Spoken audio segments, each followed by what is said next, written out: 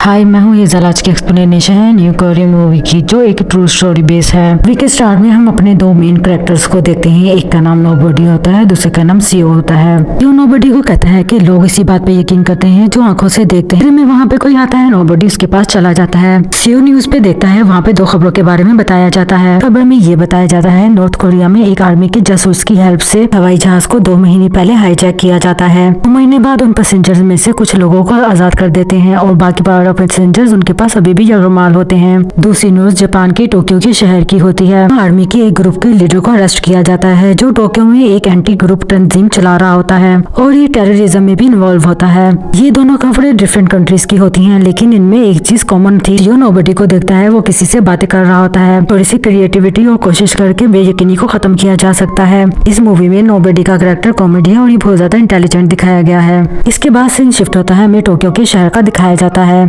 जिस आर्मी के लीडर को अरेस्ट किया होता है, उसको टॉर्चर किया जा रहा होता है अथॉरिटीज लीडर की तरफ से। और यहाँ से शुरू होती है तीसरी खबर, जहाँ पे जापान के एक जहाज को दिखाया जाता है। जहाँ पे लोग जहाज में जा रहे होते हैं, उनमें से कुछ लोग मशकूक दिखाए जाते हैं। दूसरी तरफ कैप्टन और पायलट आपस में बातें कर रहे होते हैं। पायलट कैप्टन को मुबारकबाद दे रहा होता है, आज तो खुशी का दिन है, आपके 10,000 घंटे पूरे होने वाले हैं। और आपस में एक दूसरे से मजाक करते हैं। इसके बाद हम एक लड़की को देखते हैं जो एयर होस्टेस से बदतमीजी से बात करती है। क्या तुम्हें स्माइल करने के एक्स्ट्रा पैसे दिए जाते हैं? इसके बाद हम देखते हैं arrested army leader police authorities को हाईजैक का मतलब बताता है। इसके बाद प्लेन हाईजैक हो जाता है, सभी पैसेंजर को जरकमाल बना दिया जाता है। हमें बताया जाता है इन लोगों का ताल्लुक red army anti curve group से है और ये खबर मिस्ट्री और ट्रांसपोर्ट से जा मिलती है। वो टीवी पे लाइव इंटरव्यू दे रहा होता है, गालियां देता है और लाइव शो छोड़ के चला जाता है। दूसरी तरफ प्लेन में हाईजैकर कैप्टन को कहते हैं कि प्लेन को नॉर्थ कोरिया की तरफ लेके जाओ। पायलट कहता है, क्या तुमने नॉर्थ कोरिया को देखा है? जैकर ने कैप्टन की गर्दन पे छुरी रखी होती है। वो कहता है कि तब्दीली के लिए कुर्बानी देनी पड़ती है और हम सब मरने के लिए तैयार होकर आए हैं। अगर हमारे रास्ते में किसी ने आने की कोशिश की तो हम उसे मार देंगे। कैप्टन कहता है, मुझे नहीं पता कि नॉर्थ कोरिया कैसे जाना है, क्योंकि जापान से कभी भी कैमरेड एयरप्लेन नहीं गया। कैप्टन कहता है, हमें रास्ता एयर ट्रैफिक कंट्रोल बताती है, हम वहाँ पे कैसे जाएंगे? पायलट हाईजैकर को कहता है कि प्लेन हाईजैक करने से पहले अगली बार पूरा होमवर्क करके आना, कि पायलट को मारने लगती है। कैप्टन कहता है, अगर तुम पायलट को मारोगे तो हम नॉर्थ कोरिया कैसे जाएंगे? जहाज में फ्यूल भी नहीं है, ये बात हाईजैकर्स को पता नहीं होती। कैप्टन कहता है, हमें किसी जगह पे लैंड करना होगा फ्यूल के लिए। कैप्टन लैंडिंग के लिए इन्फॉर्म कर देता है, जहाँ पे पुलिस बैरियर जहाज को बचाने के लिए रेडी हो जाते हैं। इसके बाद हम देखते हैं एयरलाइन का मालिक व्हील चेयर पे आता है और कहता है किसी भी पैसेंजर को नुकसान नहीं पहुंचाना चाहिए। ऑफिसर्स की टीम में से एक बंदा कहता है किसी एक को तो कुर्बानी देनी ही होगी। एयरमैन कहता है, मेरी तो एयरलाइन का स्लोगन ही यही है कि घर की तरह महफूज। उनमें से एक ऑफिसर बोलता है, आसमान में और कभी कभी घर में भी लोग मर जाते हैं। ये सुन के चेयरमैन को गुस्सा आता है, वो व्हील चेयर पे से खड़ा हो जाता है। ऑफिसर उसको देख के हैरान होता है कि ये लंगड़ा खड़ा कैसे हो गया और चेयरमैन ऑफिसर्स को गाली देता है। दूसरी तरफ हाईजैकर्स को पता चल जाता है कि सारे एयरपोर्ट्स को आर्मी फोर्सेस ने घेरा हुआ है, जिसकी वजह से वो लोग उनको धमकियां देकर अपनी बात मनवाते हैं। इसके बाद हम देखते हैं प्लेन के आगे एक फाइटर जेट आ रहा होता है। ये देख के हैरान होते हैं कि ये किसने और क्यों भेजा। तभी वहाँ पे एक आर्मी ऑफिसर आता है, वो कहता है कि मैंने ऑर्डर दिया है।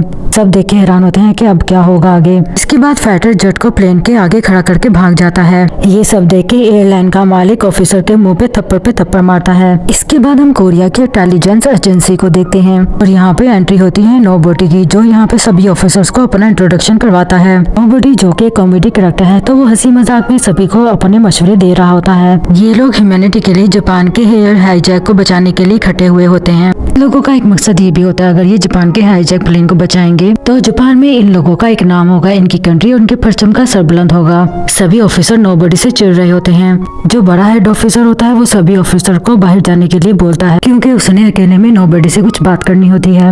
इन लोगों के जाने के बाद वो नोबडी को कहता है कि तुम कितनी देर से बकवास कर रहे हो, जैसा मैं कहता हूँ वैसा करो अपनी जॉब के लिए। अगर मैं तुम्हें कहूँ जादू करके दिखाओ, तुम्हें जादू करके दिखाना होगा। नोबडी कहता है, जो मैं तुम्हें कहूंगा उससे तुम्हें गुस्सा आएगा। तो वो ऑफिसर कहता है कि नहीं, मुझे गुस्सा नहीं आएगा, तुम बोलो जो तुमने बोलना है। इसके बाद हम देखते हैं कि वो ऑफिसर नोबडी को धक्के देके बाहर निकालता है।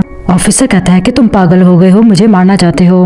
उसी तरफ सभी पैसेंजर जहाज में परेशान हो रहे होते हैं। हाईजैकर्स डिमांड करते हैं कि जहाज में फ्यूल भर दिया जाए। फोर्स वाले कहते हैं अभी हम यूएस आर्मी से मशवरा कर रहे हैं, तुम्हें अभी इंतजार करना होगा।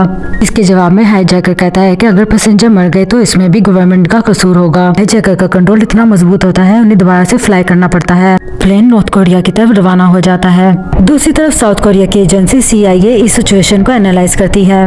प्लेन नॉर्थ कोरिया पहुंच गया तो हाईजैकर पैसेंजर्स के जरिए फाइनेंशियल एड मांग सकते हैं की वजह से नॉर्थ कोरिया का जीपीटी बढ़ेगा। वो ये भी सोचते हैं कि अगर वो जहाज के पैसेंजर्स को रेस्क्यू करते हैं तो जापान उन पे गुस्सा हो जाएगा। की वजह से यूएस से साउथ कोरिया की एली को भी सोवियत यूनियन पे नजर रखने का एक मौका मिल जाएगा। इसके बाद हम देखते हैं कि नोबडी सीओ मिलकर एक रिस्की प्लान बनाते हैं और ये प्लान साउथ कोरिया के एयर स्पेस में होता है। सीओ डबल हाईजैकर प्लान करता है जिसकी वजह से वो हाईजैकर्स को बेवकूफ बना देता है कि वो साउथ कोरिया पहुंच गए हैं। लेकिन असल में प्लेन किम्पो एयरपोर्ट साउथ कोरिया में लैंड करवा दिया जाता है। जब तक प्लेन ग्राउंड में होता है तो ब्रासली और सियासत के दरमियान एक शतरंज का खेल जारी रहता है। एक तरफ पैसेंजर के जवान लोग जो अपने मकसद के लिए सब कुछ करने के लिए तैयार होते हैं और कहीं पे बेचारे बेरोजगार लोग भी होते हैं इनमें शामिल।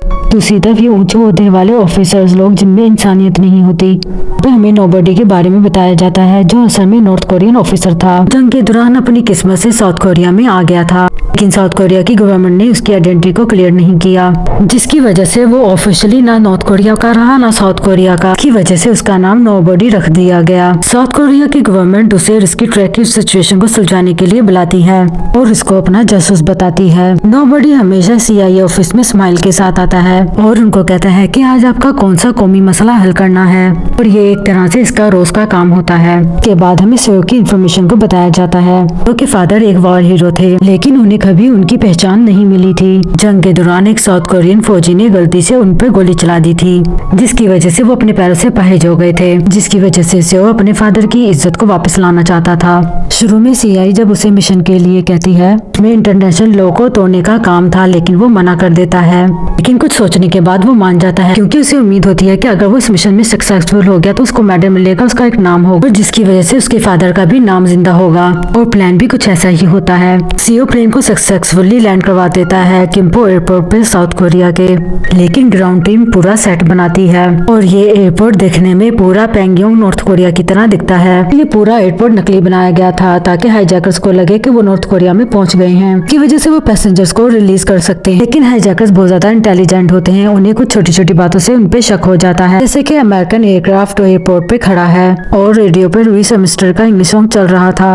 इस वजह से हाईजैकर समझ जाते हैं कि ये नॉर्थ कोरिया नहीं है। जब वो वेलकमिंग आर्मी से नॉर्थ कोरिया के लीडर की बर्थ डेट पूछते हैं, लेकिन वो जवाब नहीं दे पाते, जिसकी वजह से उनका शक यकीन में बदल जाता है। जिसके बाद हाईजैकर्स पूरे प्लान को लॉक कर देते हैं। इसके बाद हाईजैकर्स बच्चे, पूरे बीमार और बेरोजगार लोगों को रिलीज कर देते हैं। लेकिन सिचुएशन तब वर्स होती है जब वो अपने लीडर को पीछे से छुरा मार देते हैं और वो सभी को बोल देते हैं कि अगर हम कल दोपहर तक नॉर्थ कोरिया नहीं पहुंचे तो ये लीडर और सभी लोग मर जाएंगे। जहाँ वक्त गुजर जाता है, कोई भी सिचुएशन का हल नजर नहीं आता। ये लोग अपने उसूलों और सियासत में उलझे रहते हैं, लेकिन उनको फाइनेंशियल सिचुएशन का हल नजर नहीं आता।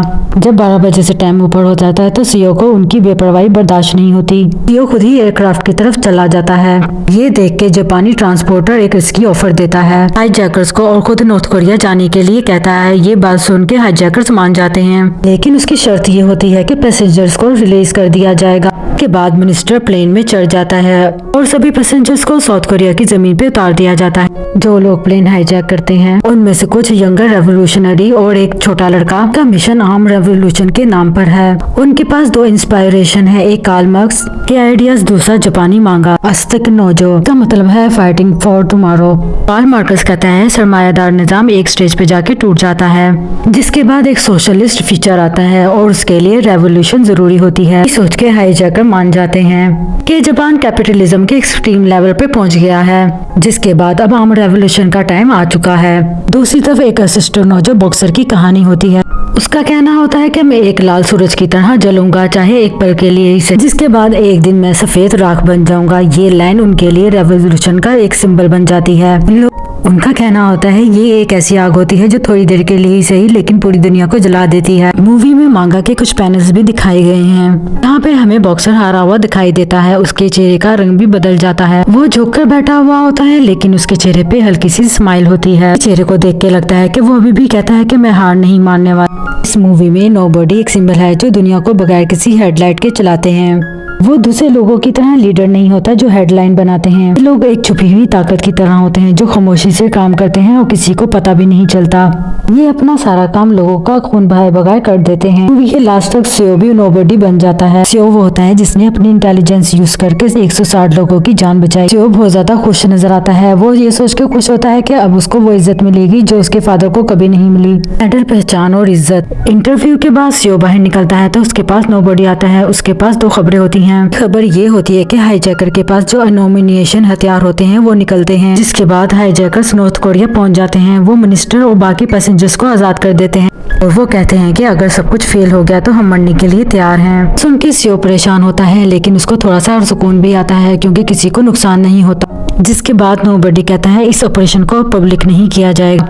अमेरिका और सोवियत यूनियन के दरमियान पीसफुल मुज़ाकरात होने लगे हैं और नॉर्थ और साउथ कोरिया को भी पीस में रहना चाहिए। इसका मतलब यह है कि इस ऑपरेशन के बारे में कोई भी न्यूज और कोई इन्फॉर्मेशन नहीं मिलेगी। इसके बाद सियो हैरान होकर पूछता है कि गुड न्यूज क्या है तुम्हारे पास। नोबडी कहता है कि गुड न्यूज ये है कि तुम सब जिंदा हो और यही न्यूज काफी है।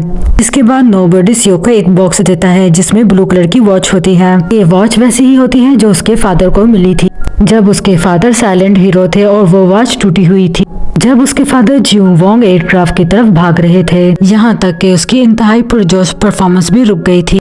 ये मूवी एक पॉलिटिकल और इमोशनल कहानी है। ये मूवी इसलिए टची है क्योंकि ये एक रियल बेस्ड स्टोरी है। ये एक हाईजैकर किलर की कहानी थी जो आहिस्ता आहिस्ता सेक्रीफाइस और इंसानियत के डेप्थ में चला जाता है। कि लास्ट में हम देखते हैं नोबडी को सिटीजनशिप दे दी जाती है। वो अपना खुद का एक नाम रखता है जियो मोंग। सभी लोग इसको रिस्पेक्ट देते हैं। फिल्म के लास्ट में एक कोट सुनाया जाता है जिसकी वजह से हम इस मूवी का सही मतलब समझ आता है। और कोट ये होता है कि जो असल हीरो होते हैं वो सामने नहीं होते, वो पीठ पीछे अपने लोगों की और सबकी मदद करते हैं। इसमें इनका ना कोई नाम होता है ना कोई फेम होता है, लेकिन इनकी एक ही पहचान होती है, गुमनाम। यही रियल लाइफ के असल हीरो होते हैं। यहीं पे मूवी का एंड होता है। Do like, share and subscribe my channel और मुझे बताइएगा आपको ये मूवी कैसी लगी कमेंट सेक्शन में। And thanks for watching.